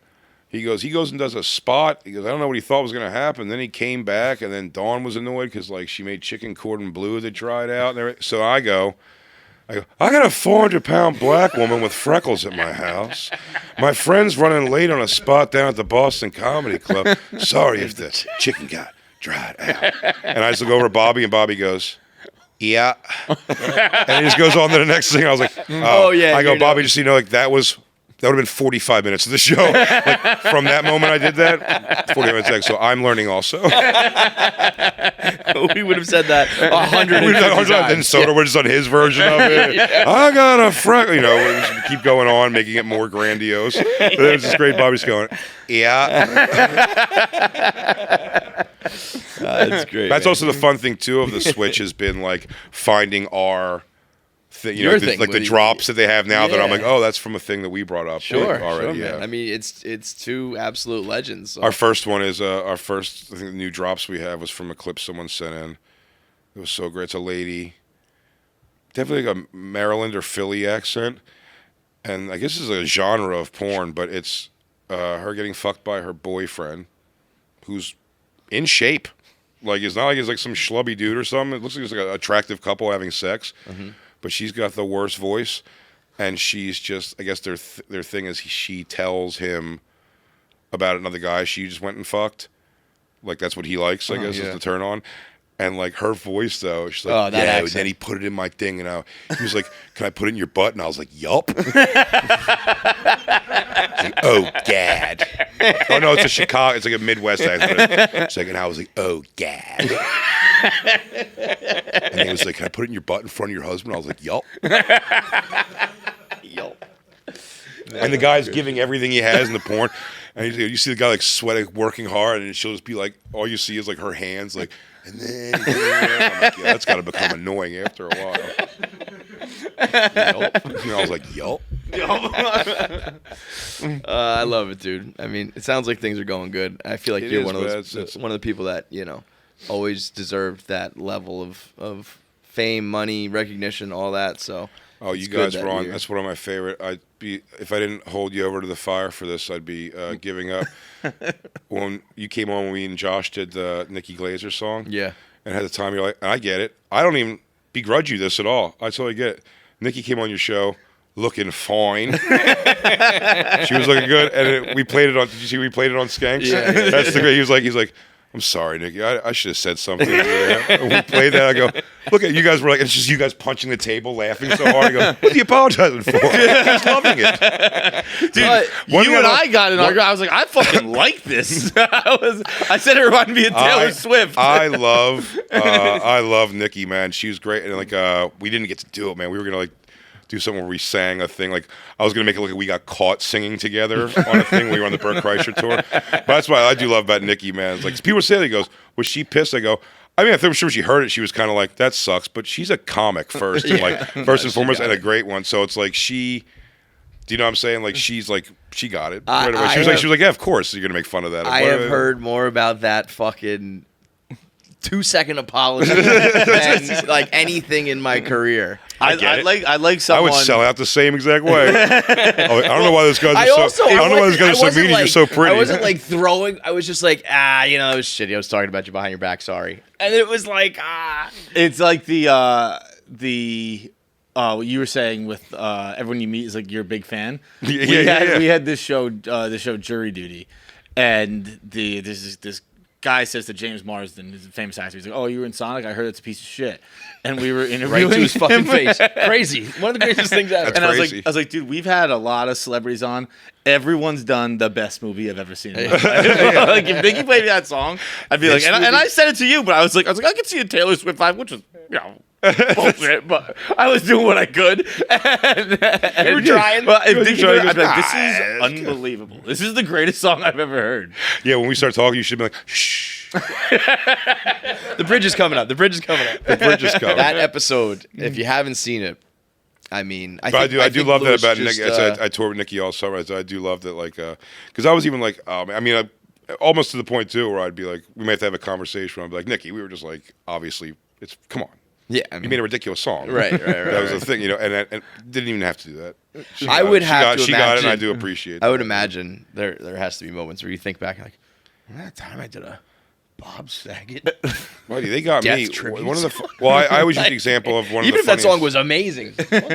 Your song, that was where we first met Josh Adam Myers, and I did not know that Josh. Now I look back on that and I'm like, oh, that's just what Josh does. Yeah. But I didn't know he was like that, so I was like, this is incredible. you guys Did you guys know we could do Evanescence, this? Yeah. But no, we did Linkin Park was the first song. Yeah. Park, and then we just did the corn thing at the end. That was that's so His name fucking was good. Bob. Oh man, that whole episode though, because we also did that like racist like PSA video. Do you remember that? Oh, the Generation Hope. Whatever that was. That's what a white lady walks with a bullwhip to a basketball court to yell at a black kid in a wheelchair. insane. You can't be here, you limp leg asshole. I'm like, who is this?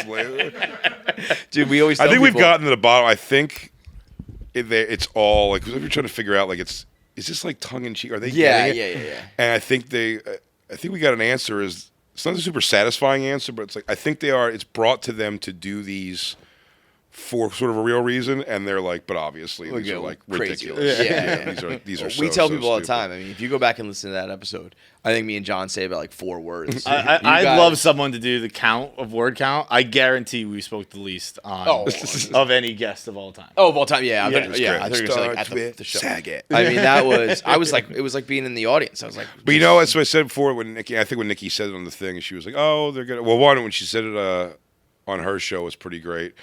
Because she was like, "Oh," she goes, "I was trying. They're making fun of me trying," which is sort of true. Like, they're sort of making fun of me trying. She goes, "You think these guys don't try?" We mock people. She goes, "You think these guys don't try with when Jay puts on the gloves?" And then I go, "She ain't wrong." That's why I think we did it on Skanks. We were going through that. I was like, "She's not wrong there." I mean, like it is like, of course, she's not wrong. Glaser. Yeah, for sure. But we were saying we got to me and her could do something with music together because it's so funny. Because I also unbelievable. love singing. I just wouldn't do an earnest song. But whenever something like that happens, though, it always like mine was years ago. I went on Brian Koppelman's podcast. What's The dude of the Billions, right? the Moment? I think it's called or something. The Moment. And I was talking to him, and he caught me just at a time. It was before Bonfire just started, and it was like the contracts were a pain in the ass, and also the contract itself. the initial one was not any kind of life-changing money. At the beginning, they were just like, sure, we'll give you a shot, you know? And that was even being like held up, and maybe it wasn't going to happen, and I was just going through, and he just caught me in a moment. It was so organic, where he was like, you know, asking about life, and I go, yeah, it's just like, and he was like, I can see you're getting emotional, and I was like, yeah, I guess I am, but I'm like, I just didn't picture. I think when I was 19, I was in my mid-30s when we did this, and I was like, yeah, I don't think I pictured when I started comedy at 19. I didn't overthink about money and success in it because I was like, yeah, I'm just going to do it. And now, like, you realize all this time's passed, and like, at the end of the month, I still have, you know, whenever all my bills are paid, thank God. But like, still at the end of that, it's like I have $200, and I have to build it back up to pay it back down to. And I just started getting like emotional and getting like teary eyed and stuff. And I was like, yeah, I just didn't picture that. And when we were done the show, Brian Koppelman said to me, he goes, hey, by the way, if you want me to like I'll take that part out if you want to take it out. And I went, no. And he was like, you sure? I was like, I go, I'm 100% sure. He goes, yeah, just like in your world, I was like, no, it's exactly why. I go, they're going to shreds. Yeah. But if I found out that one of my friends did that and then had it removed, like, I'd trash them for. I'd rather just be trashed. Yeah, I'll trash you about crying for fun. I'll trash you for real about fucking pulling it from the editing thing. it. So exactly. So I mean, they called every friend we have that doesn't even live in New York, and it's a good episode of Legion of Skanks. If I'll find. I don't know which one it is exactly what it's called, but probably Jay Cries. I was going to say, I could probably guess the keywords. Probably something like that, yeah. But it's them play, and everybody from like Nate, and all my friends too who were like on the cusp of or successful now. Yeah. So it was hilarious. Like Nate Bargatze was like, I feel bad for you, dude. And he started wiping his eyes with hundreds. Ari Shaffir showed me his billboard above the pink dot in Times Square, and it's all like, you know, Joe listed something with it. And by the way, great. Classically all hilarious video. Everyone had made a video, and I'm like, well, good. I'm like, that's what I assume. Like, that's what you're supposed to do with that. Of course, you take the thing. Yeah. And I was happy to say that I think Nikki's like to say, like, said she didn't like when I saw we didn't have any weird thing or anything like that at all. It was just like, yo, we're missing an opportunity if we don't sing a song together. Oh, that would be unbelievable. And I'll just play it like I was caught. I was like, no, that wasn't. I was just like holding the place till this other gay guy came.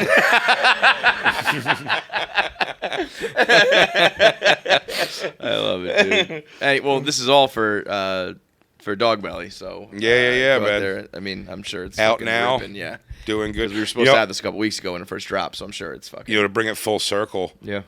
What's so funny is Jelly Roll, who said when I first started talking to him, he came up to me. The question he asked that I never actually got to, the very first thing I was going to say on the show was, he goes, hey, man, love the special. We watched it on the bus the other night. We had such a good time. Like, man, front to back, hilarious. He goes, but I have to ask you a question. He goes, in case I missed it, he goes, why is it called Dog Belly? I'm like, well, then you missed a major part of it. A huge chunk of it. Like, arguably the most. Why is it called Dog Belly? He goes, I thought you just said you watched it yesterday. Why is it called Dog Belly? Speaking of that, and you had put this out as a clip as well, but the dude who was just sitting there, the guy who broke the chair, poor guy, is one. I can't believe we didn't talk. We might have to do another hour.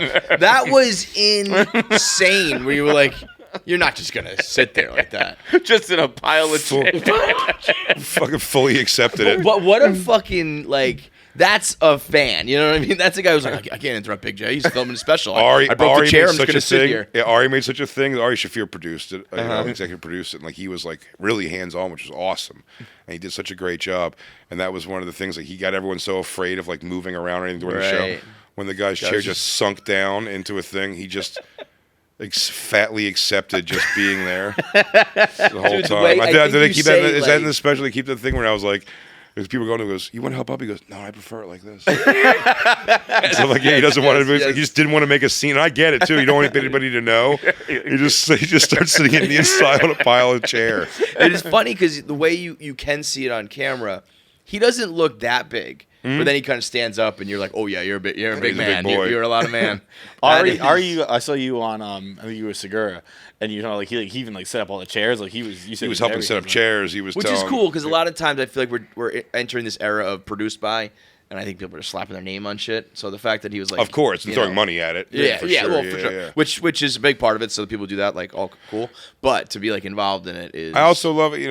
Ari, all he wanted was the executive producer like credit on it and stuff, which he didn't even really ask for that. Quite honestly, he just kind of like dove in and started helping, and kind of got me the whole crew. Like I said, I was numb to the whole thing. I don't know any of it. I asked, like when he was like, "You're going to self-produce this. Let's do it. Like we're going to get this out there. You're going to do it your own way." And I'm like, "All right." I know so little. I was like, "Well, I guess we now start the process of interviewing 300 people to." Like, so you're the guy who does that third light that we're going to need. Why should you have the job? He was like, no. It's like you hire a producer, or the producer puts a team together. I'm like, oh, there's the first thing I would have blown myself. I'm like, did I hear you say you were a key grip? Let me talk to you for a second. What's a key grip, first of all? And do I have to hire one for this? But it was, he really went like hands and didn't ever want it to be like, that's a rough one for me. I know I have friends who have specials like this, and it doesn't matter. The material's the material. If it's people love it, they love it. But I always think it's weird, like the so-and-so presents. Yeah.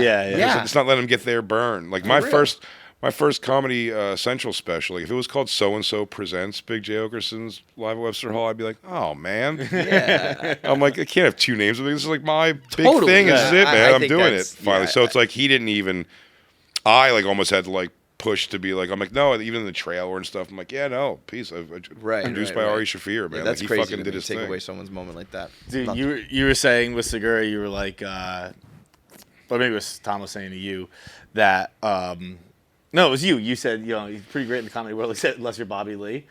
Oh, my daughter said that. That was pretty fun. My daughter watched. There's a documentary, a short documentary on YouTube now called Ari Shaffir, the most evil man in comedy. It's a compelling argument. It's Yeah. A lot of evidence supporting that. It's a compelling argument, but it's funny. My daughter loves Ari, so he's just been around since she was like significantly small, and also like a person who like one of the first people she knew who's like notorious. Yeah. You know what I mean? So it's like she's all over social media when like the Ari Shaffir, Kobe Bryant thing happens, and she's like, Uncle Ari. She came. So she like he can do no wrong in her eyes. She just loves his like weird chaos starting shit. And she watched that the most evil man in comedy documentary is about. The first story is the Bobby Lee, where he's nonstop attacking Bobby Lee physically for a fight they had years ago. Yeah. And then So dosing this is Bert. done seriously to try to take Ari down, or is it done? Yeah. Okay. Yeah. But but I'm just telling you it's funny. Yeah. So by all means watch it. It's not going to take him down. It's stupid. But he doses. It's him dosing Bert. Yeah. They leave out dosing me, by the way. I guess Yeah, that you wasn't got that evil. fucked, too. I guess that wasn't evil. Which that was excellent though, because you were trying to get him, and he turned the tables on you, right? No, it Wasn't was that- awful I thought- because I didn't want to be a part of anything like this whatsoever. I was and gonna it say, ended up that's happening to me. chaos. No, I it thought, was didn't he did swap on somebody, Yeah. right? So what happened was Lewis, without telling me and Dave, was like, "We're gonna get Ari because this is what he does to people. We're gonna dose Ari with acid." Right. I didn't know that, and he told Shane before the show also, Lewis. So Shane told Ari. Nobody told me. In fact, Lewis said that he was going to do. In fact, when Lewis said months before that he was going to do that at some point, me and Dave were both like, "Dude, I don't want to get into the game of like dosing people." That Fuck because that up. game just. Oh, we also escalates, like and the it's three of us all have kids. Yeah, Like, it's just like a yeah, thing yeah. where it's like it's Yeah. my daughter can watch now and stuff. You know what I Yeah, mean? Like I don't for want sure. like let's not get involved in that. And then a couple weeks later, I guess, or whatever, months later, he just did it, and I didn't know. So what you'll see in the episode is I had already drank. Shane told Ari, so Ari was looking for it, and when he saw the little tab in there, when I wasn't looking, he switched beers with me. Now Ari didn't know that I wasn't involved in it much or anything like that. He didn't know. But what's funny is after I've already drank it, I'm saying something at one point. I notice while I'm talking that everyone's like, like not paying attention to me even while I'm talking, and I'm like, guys, I go. So then after I finish my statement, I go to Lewis off mic, and I'm like, what's going on? Why is everybody like? I see this is weird. Like, what's the weird reaction? And he goes, we dosed Ari with acid, and then I look over at Ari, and Ari is doing like doing like all kinds of weirded out thing, and I was like, no. And you see me going, no. I'm like, guys, Lewis, what the fuck, dude? What the fuck? And then I'm kind of mad at Lewis, and then Lewis goes, we're gonna tell him, Ari, guess what? We dosed you with acid in your beer. And Ari just goes, oh, man, really? Did you? Or did I just switch it with Jay's beer? And then seeing me have the realization goes, ha, no. Like, what? No. And he's like, yeah. I'm like, that's some no. Joker shit, man.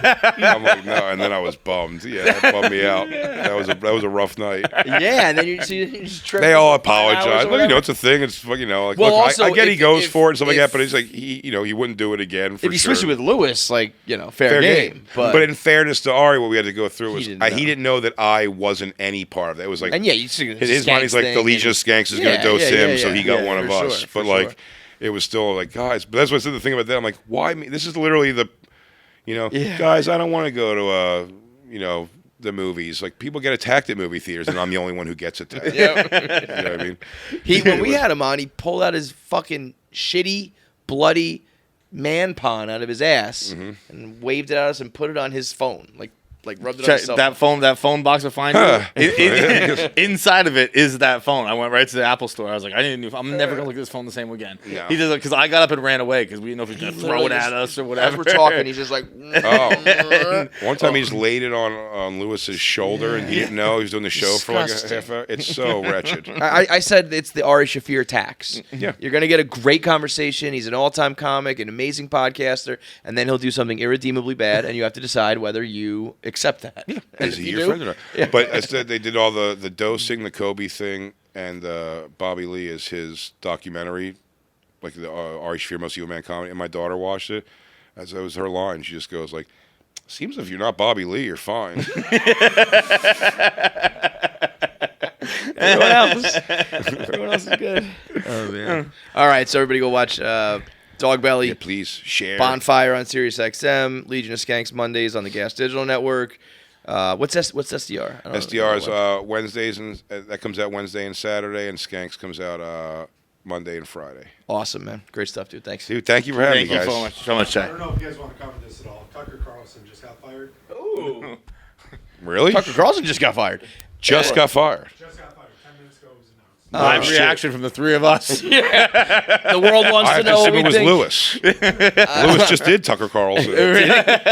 Well, Tucker, that was the Oh, that was he said politics are gay, right? huh? Was that where he Tucker Politics asked- is gay. Politics is gay. He did say that, and then, but also, Tucker Carlson's like producer or something was the girl. Did you see when Soder, or not me and Soder, when Soder tricked her as Chappelle? No. Have you not seen that? No. You should watch it on YouTube. But anyone listening, watch it on YouTube. It's this is great. This is a great story. So Lewis, Lewis, and Dave, I think Smith, all got a message from this lady who works for Tucker Carlson. I'm a producer on the show. We're doing a docu-series or something on comedy and cancel culture and whatever it is. I was just like, thanks, no. I'm like, it's not my world to go do that. And Lewis said yes to it, and he did it.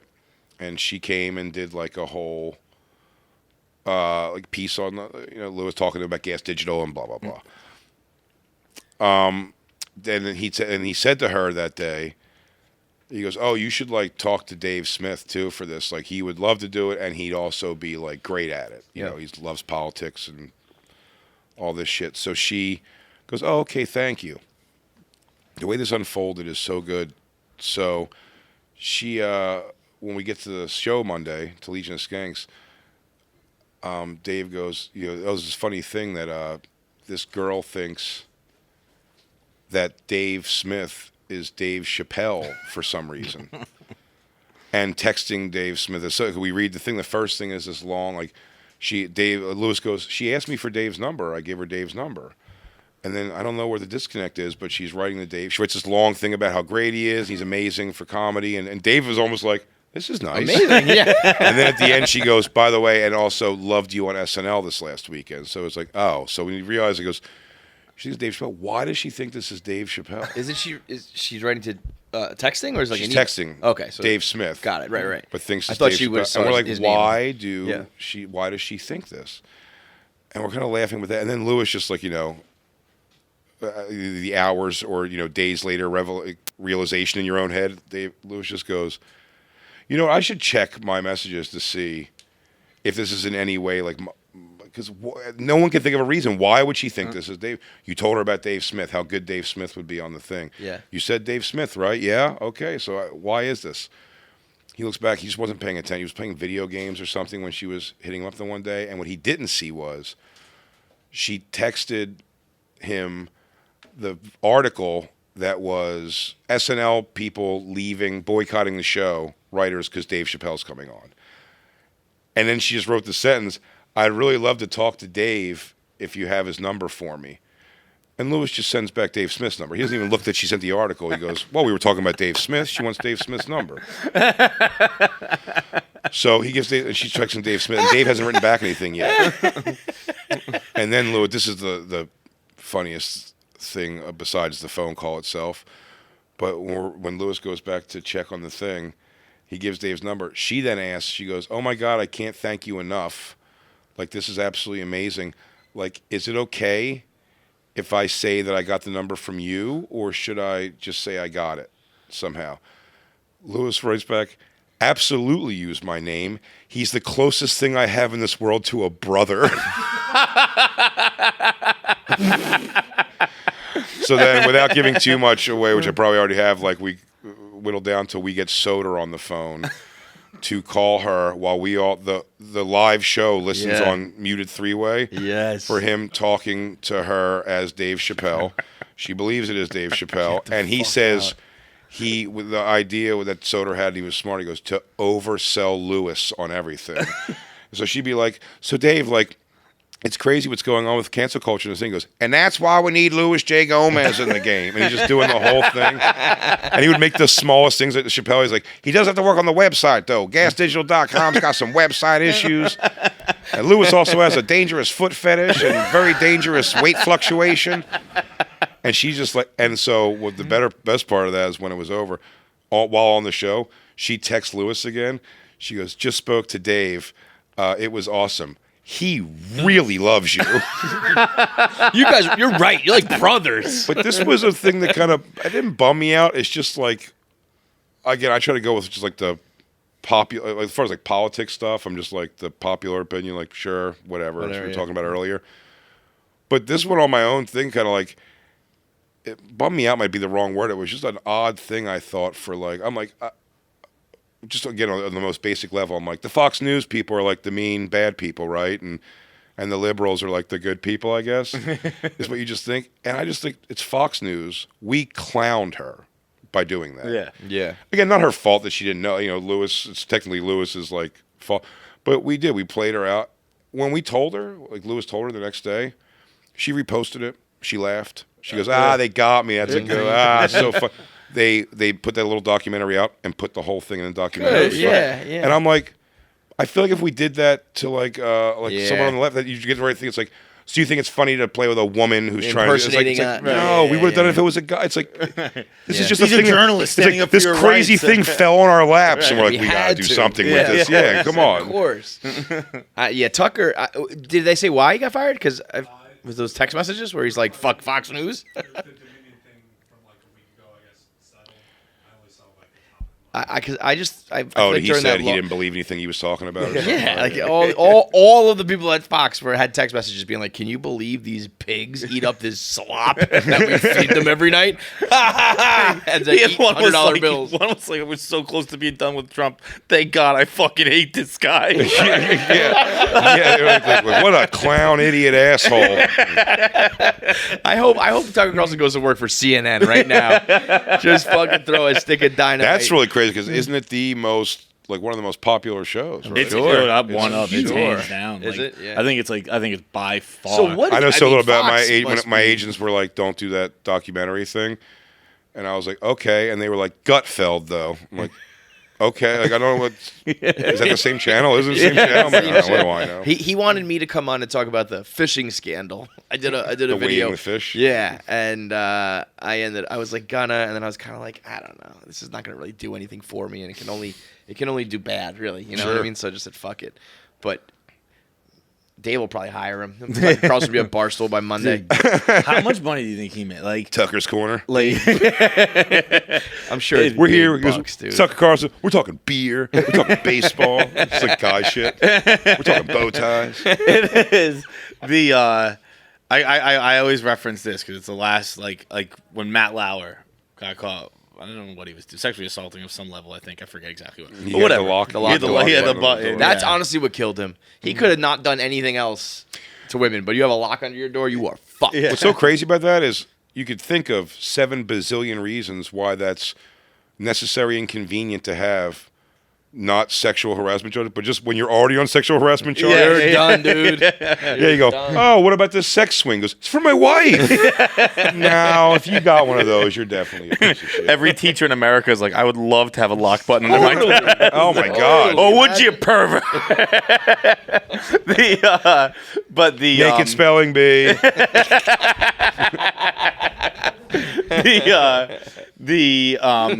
when he got fired, it came out what his salary was. And I knew it was very popular. Good Morning America or whatever, Today Show, whatever it was. And I knew it was crazy popular, but I didn't. He was making $42 million a year, and that was like 10 years ago, right? Yeah, like that was That's only got to be the morning show is on season 3. You figure it took a couple of years to get that started, so at least let's call it 5-6 years ago. I bet Tucker was making 50 plus a year. Yeah, big money. That's- Dude. That kind of viewership, yeah, it was huge. That's crazy money.